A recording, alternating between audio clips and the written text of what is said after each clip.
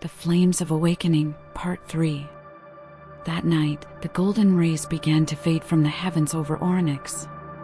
On the horizon instead, angular designs that were never part of nature were traced by lines of fire.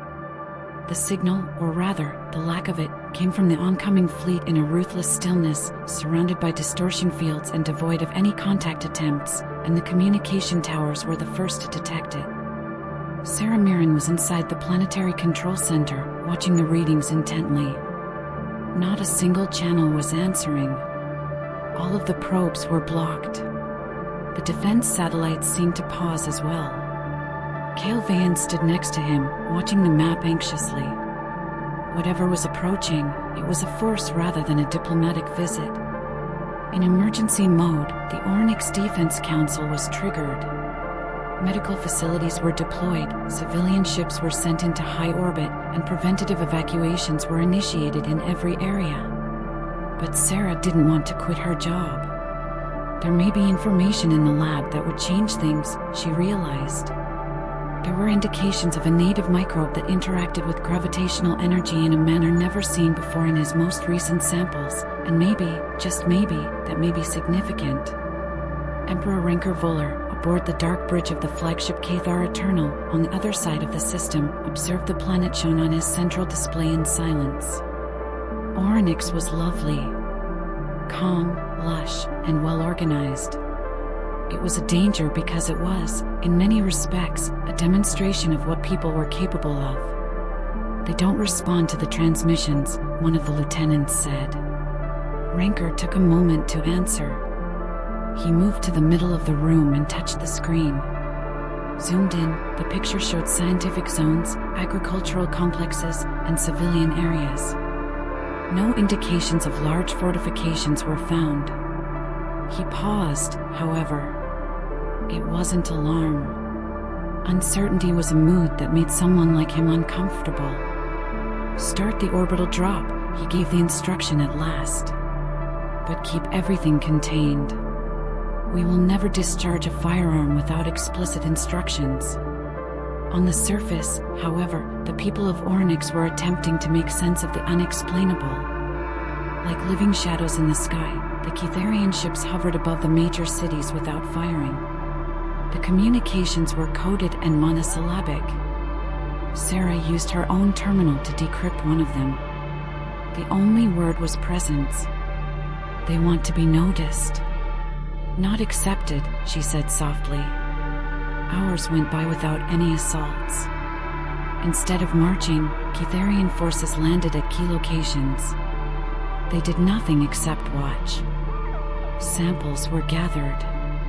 They put in sensors. It was a profession that was controlled yet devoid of violence. The fact that Onyx had been captured without being shot was more concerning than any explosion. A tiny human detachment of engineers and military scientists on the Thavran Plateau in the Northern Hemisphere made the independent decision to take action. To sever the Catharian fleet's connections, they set up frequency blocks under the command of a Zetacrian colonization veteran. They succeeded for a few hours. They produced a short window of informational independence, long enough to communicate with Earth. The Human Alliance base in Altus Varna's orbit received the communication 2 days later. "Don't provoke," was the quick and straightforward answer. "We are en route." Talk spreads like wildfire in Onyx. It was thought by some that Cathar would leave without conflict. Others thought things might become worse. But behind the surface, a more significant development was taking place. The next evening, Cale and Sarah tracked an odd reading emanating from the southern caverns. It seemed that the microbe Sarah had detected was responding to the ship's presence. As if that planet was reacting quietly, the cave walls vibrated in time with the Catharian gravitational field. Sarah muttered, "They're not sure what they've woken up to. Onyx is not just another terraformed planet. He is still alive." At the top of the orbit, Renker thought about his own reports. Unknown sensor malfunctions, unpredictable armor reactions, and localized gravity decreases were observed by a few troops. No discernible trend. Enough to make even an emperor uneasy, however.